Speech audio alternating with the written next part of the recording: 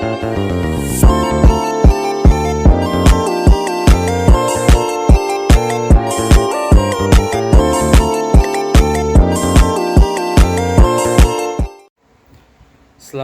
warahmatullahi wabarakatuh. Perkenalkan, nama saya Ivan Permana, NIM 23172081, Prodi Pendidikan Jasmani, kelas A.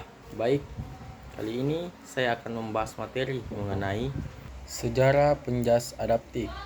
Penjas adaptif adalah cabang pendidikan jasmani yang dirancang khusus untuk memenuhi kebutuhan individu dengan disabilitas. Tujuannya adalah memberikan kesempatan bagi mereka untuk berpartisipasi aktif dalam aktivitas fisik, meningkatkan kualitas hidup, dan mencapai potensi maksimal mereka. Sejarah singkat penjas adaptif. Awal mula, konsep penjas adaptif muncul dari upaya medis untuk merehabilitasi individu dengan cedera atau disabilitas fisik. Perkembangan di Eropa. Negara-negara di Eropa menjadi pelopor dalam mengembangkan program penjas adaptif yang terstruktur. Mereka mulai menyadari pentingnya aktivitas fisik bagi individu dengan disabilitas. Perkembangan di Indonesia. Di Indonesia, penjas adaptif mulai diperkenalkan secara resmi setelah adanya Undang-Undang Nomor 8 Tahun 2016 tentang penyandang disabilitas. Undang-undang ini memberikan payung hukum bagi pengembangan program penjas adaptif dan berbagai lembaga pendidikan. Prinsip penjas adaptif mencangkup individualisasi program disesuaikan dengan kebutuhan dan kemampuan setiap siswa, memastikan bahwa setiap individu dapat berpartisipasi secara optimal dalam aktivitas fisik sesuai dengan potensi mereka. Dua itu, keselamatan, keamanan peserta didik menjadi prioritas utama dengan mengatur aktivitas yang meminimalkan risiko cedera dan memastikan lingkungan belajar yang aman. 3. Kolaborasi kerjasama antar guru, tenaga kesehatan, dan orang tua sangat penting untuk mendukung perkembangan siswa, menciptakan pendekatan holistik dan pendidikan jasmani. 4. Inklusif, menciptakan lingkungan yang inklusif agar semua peserta didik merasa diterima dan dihargai, memungkinkan mereka untuk berinteraksi dan berpartisipasi dalam kegiatan fisik tanpa diskriminasi. Peran penjas adaptif adalah sistem pendidikan yang dirancang untuk memenuhi kebutuhan siswa dengan kelainan fisik, mental, atau emosional. Tujuannya meliputi memperbaiki kondisi fisik siswa melalui aktivitas fisik yang disesuaikan. Siswa dapat meningkatkan kesehatan dan kebugaran jasmani mereka. 2. Melindungi diri dari kondisi yang memperburuk keadaan. Program ini membantu siswa memahami dan mengelola keterbatasan fisik atau mental mereka, sehingga mereka dapat berpartisipasi dengan aman.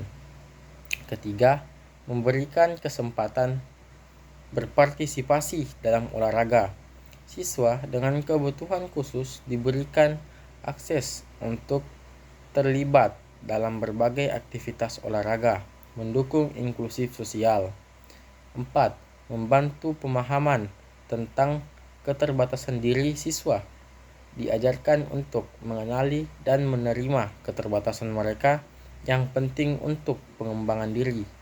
5. Mengembangkan harga diri dan menyesuaikan sosial.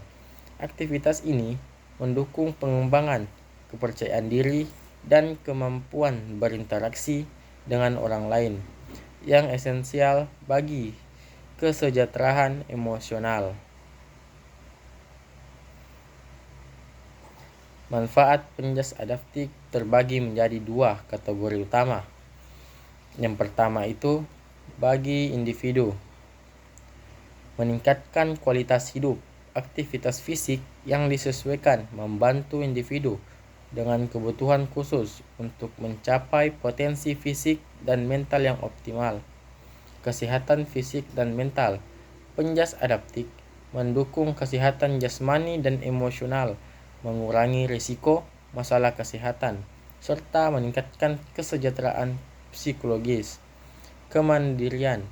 Melalui latihan yang tepat, individu dapat mengembangkan keterampilan yang meningkatkan kemandirian dan aktivitas sehari-hari. Yang kedua, bagi masyarakat, meningkatkan kesadaran masyarakat.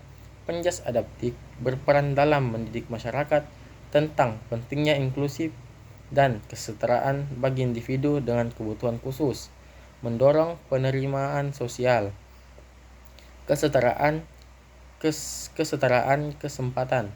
Program ini membantu menciptakan lingkungan yang lebih adil di mana semua individu, terlepas dari keterbatasan mereka, memiliki kesempatan untuk berpartisipasi dalam olahraga dan aktivitas fisik. Pengelolaan penjas adaptif, memahami perilaku peserta didik. Pengolahan pendidikan penjas adaptif memerlukan pemahaman mendalam tentang karakteristik peserta didik. Karakteristik ini mencakup aspek etnik, kultural, status sosial, minat, dan perkembangan kognitif serta emosional. Memahami perilaku peserta didik sangat penting untuk menciptakan strategi pembelajaran yang efektif seperti pengamatan langsung, komunikasi dua arah, dan pengenalan diri. Dengan mengenali karakteristik untuk siswa, guru dapat menyesuaikan metode pengajaran dan meningkatkan motivasi serta keterlibatan siswa dalam proses belajar. Penjas adaptif adalah program pembelajaran yang dirancang untuk memenuhi kebutuhan individu dengan keterbatasan fisik atau mental, sehingga mereka dapat berpartisipasi dalam aktivitas jasmani secara optimal.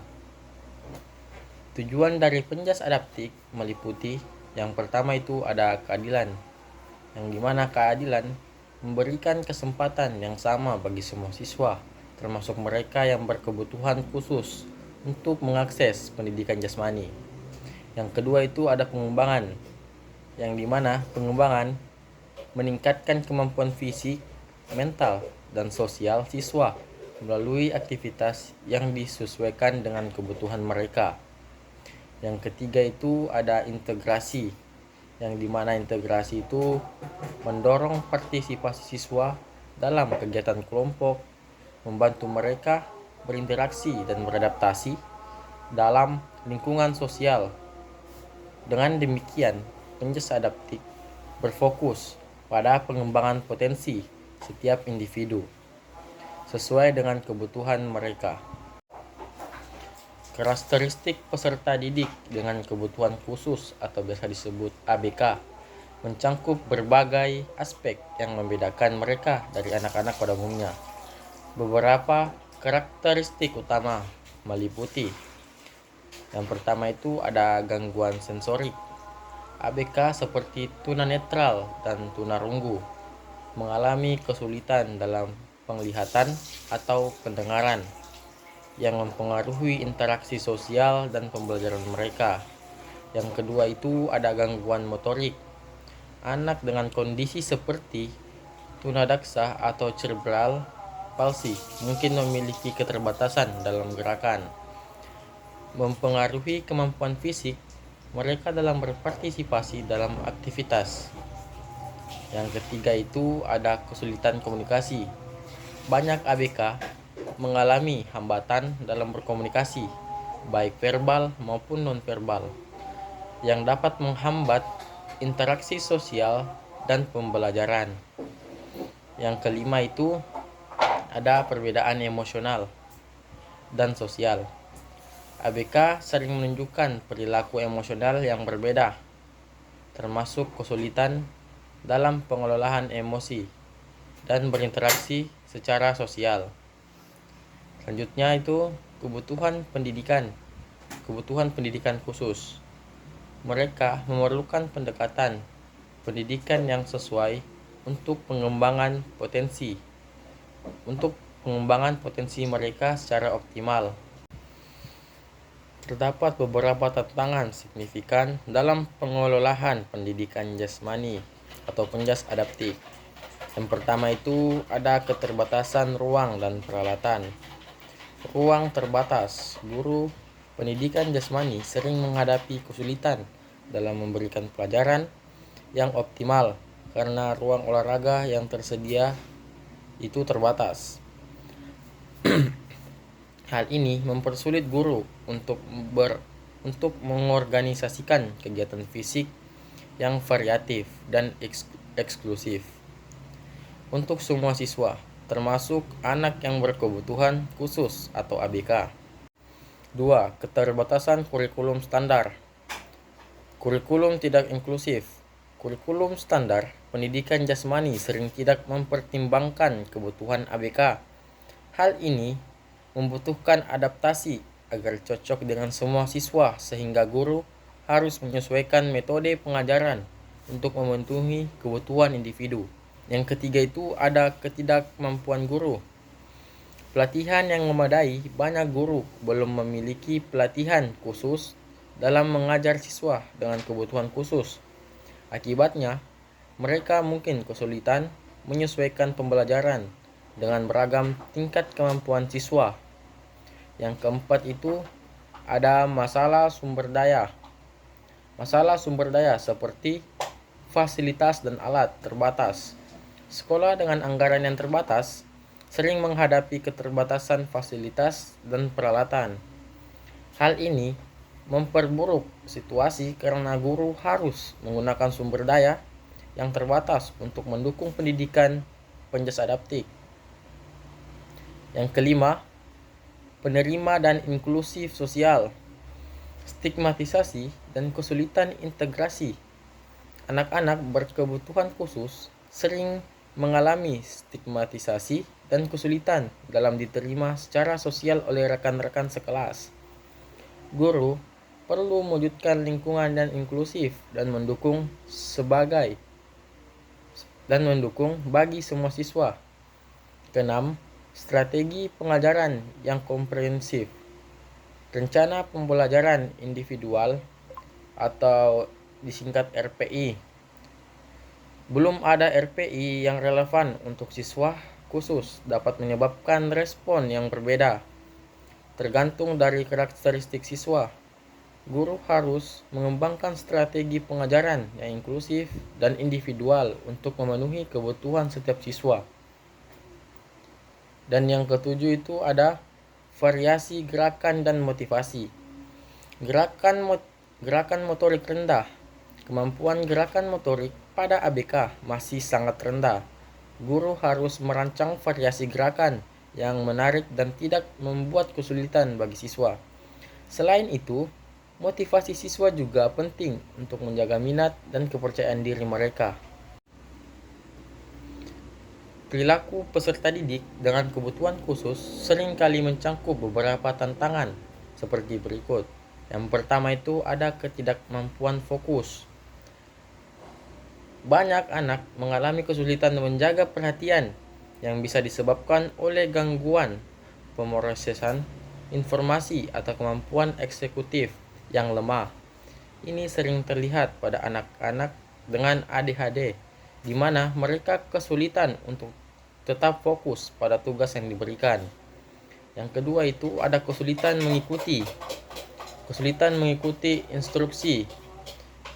Anak-anak mungkin tidak dapat mengikuti instruksi karena kecepatan pemrosesan yang lambat atau ketidakjelasan dalam arahan. Mereka juga mungkin kesulitan memahami langkah-langkah yang kompleks, sehingga instruksi perlu disampaikan secara sederhana dan jelas. Yang ketiga itu perilaku agresif. Perilaku agresif dapat mencangkup sebagai respon terhadap frustasi ketika anak tidak dapat memenuhi harapan atau ketika mereka merasa tertekan. Ini juga bisa terkait dengan kesulitan dalam berinteraksi sosial dan memahami norma-norma sosial. Memahami perilaku ini penting untuk menciptakan lingkungan belajar yang mendukung dan inklusif bagi semua siswa. Faktor-faktor yang mempengaruhi perilaku peserta didik meliputi kondisi fisik, kesehatan fisik siswa, termasuk kemampuan motorik dan ketahanan tubuh, dapat memengaruhi partisipasi mereka dalam aktivitas belajar. Siswa dengan kondisi fisik yang baik cenderung lebih aktif dan terlibat dalam kegiatan. Yang kedua itu adalah lingkungan keluarga. Dukungan emosional dan pendidikan dari keluarga sangat penting. Keluarga yang terlibat dalam pendidikan anak-anaknya dapat meningkatkan motivasi dan sikap positif terhadap belajar. Sementara kurangnya perhatian dapat menyebabkan perilaku negatif. Pengalaman masa lalu. Pengalaman masa lalunya, baik positif maupun negatif. Pembentukan pola perilaku siswa, misalnya, siswa pernah mengalami kegagalan, mungkin menjadi lebih berhati-hati atau cemas dalam situasi serupa di masa depan. Strategi penanganan perilaku peserta didik yang muncul meliputi yang pertama itu ada modifikasi program, mengubah lingkungan dan situasi belajar untuk memfasilitasi perilaku positif. Ini dilakukan dengan menerapkan teknik pengkondisian seperti memberikan konsekuensi positif untuk perilaku yang diinginkan dan mengurangi perilaku maladaptif melalui penghapusan atau hukuman ringan. Yang kedua itu ada pendekatan individu, mengidentifikasi kebutuhan unik setiap siswa dan menyesuaikan metode pengajaran serta intervensi. Ini melibatkan analisis perilaku untuk menentukan penyebab spesifik dan perilaku yang tidak diinginkan dan merancang strategi yang sesuai. Yang ketiga, komunikasi efektif. Membangun hubungan yang baik antara guru dan siswa melalui komunikasi yang jelas dan terbuka. Ini mencangkup mendengarkan siswa, memberikan instruksi yang mudah dipahami, serta mengajak siswa berpartisipasi dalam diskusi untuk meningkatkan pemahaman mereka. Yang keempat itu ada pujian dan pengakuan. Memberikan penghargaan atau pujian ketika siswa menunjukkan perilaku positif. Reinforcement positif. Ini dapat meningkatkan motivasi dan memperkuat perilaku baik, sehingga siswa lebih cenderung mengulangi tindakan tersebut di masa depan. Kolaborasi dengan pihak terkait dalam pertukaran informasi dan dukungan terpadu sangat penting karena beberapa alasan. Yang pertama itu peningkatan efektivitas. Kolaborasi memungkinkan berbagai pengetahuan dan pengalaman yang dapat meningkatkan efektivitas dalam menyelesaikan masalah kompleks. Dengan menggabungkan keahlian dari berbagai pihak, solusi yang lebih inovatif dan efektif dapat ditemukan. Keterhubungan yang lebih baik. Memulai pertukaran informasi, semua pihak dapat tetap terinformasi dan terkoordinasi yang mengurangi risiko kesalahpahaman dan meningkatkan komunikasi. Ini juga membangun hubungan yang lebih kuat antara individu atau tim. Pengembangan sumber daya, kolaborasi memfasilitasi akses ke sumber daya yang lebih luas, baik dalam bentuk informasi maupun dukungan praktis. Hal ini membantu untuk mengembangkan kapasitas individu dan organisasi, meningkatkan kreativitas. Pertukaran ide dari berbagai perspektif dapat memicu kreativitas dan inovasi, memungkinkan pengembangan solusi baru untuk tantangan yang ada. Peran guru dalam menciptakan lingkungan belajar yang kondusif bagi siswa berkebutuhan khusus sangat penting. Guru harus menjadi fasilitator yang menyediakan sumber belajar yang sesuai dan menarik, serta pengolahan kelas yang menerapkan aturan jelas untuk menciptakan suasana yang aman dan mendukung. Selain itu, guru berfungsi sebagai motivator dan pendengar yang baik, membantu siswa merasa dihargai dan didukung dengan pendekatan yang inklusif dan inovatif. Guru dapat meningkatkan partisipasi siswa serta mengatasi tantangan individual yang dihadapi. Peran guru dalam menciptakan lingkungan belajar yang kondusif bagi siswa berkebutuhan khusus mencangkup beberapa aspek penting, seperti kesabaran dalam memahami. Guru harus bersikap sabar dan memahami kebutuhan unik setiap siswa, memberikan waktu tambahan untuk memahami materi. Yang kedua itu kreativitas dan fleksibilitas. Guru perlu menggunakan metode pengajaran yang kreatif dan fleksibel, menyesuaikan strategi pembelajaran agar sesuai dengan gaya belajar siswa. Yang ketiga itu komunikasi yang efektif. Membangun komunikasi yang jelas dan terbuka sangat penting untuk memahami kebutuhan siswa dan memberikan umpan balik yang konstruktif. Yang keempat itu ada motivasi dan dukungan. Guru berperan sebagai motivator, memberikan dorongan positif dan dukungan emosional agar siswa merasakan dihargai dan termotivasi untuk belajar. Kesimpulan mengenai mata pelajaran pendidikan jasmani adaptif dalam memahami perilaku peserta didik berkebutuhan khusus atau ABK menunjukkan bahwa pendekatan ini sangat penting untuk memenuhi kebutuhan unik siswa.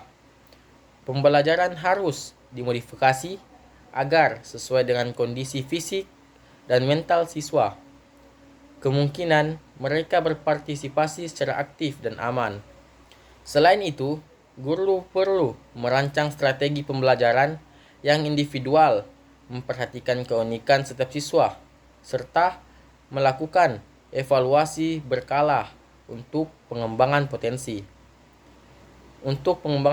mereka secara optimal. Modifikasi media dan alat pembelajaran juga perlu untuk mendukung perkembangan motorik dan sosial, emosional peserta didik.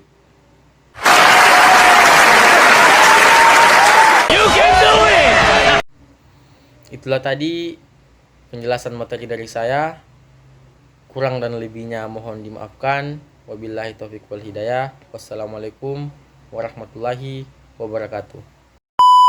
Oke teman-teman, terima kasih sudah menonton video